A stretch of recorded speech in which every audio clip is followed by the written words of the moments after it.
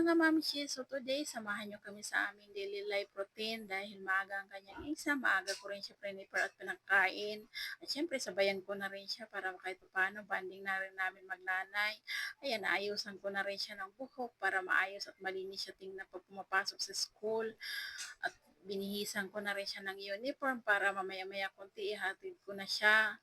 Fast forward, ayan, prepare ko na rin siya na para ihatid sa school. O di ba? Pag-uwi ko naman, kailangan ko na rin magluto dahil naisipan ko for today dahil nagkikrib tayo ng sardinas with opo dahil napakasarap din yan. Igisa mo lang, okay na, solve na yung craving ko. Napaka-importante din kasi na lagi dapat may gulay kami. Kaya iniiba-iba ko ang ulam namin sa pang-araw-araw. Hindi pwedeng lagi puro karne dahil may light high blood ako. Tapos ang mata naman ng anak ko napakataas ang grado.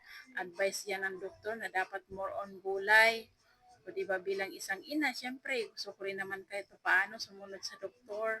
At ayan, bubuksan ko na yung sardinas at hiwain na ko na yung bawang sibuyas. Syempre hindi natin kalimutan na hugasan yung ating opo para malinis. At ayan, isasangkot siya ko na yung bawang sibuyas. Sunod natin yung opo at pampalasa. Hintayin lang natin konti. Lalagyan ko na yan ng oyster sauce at saka sardinas.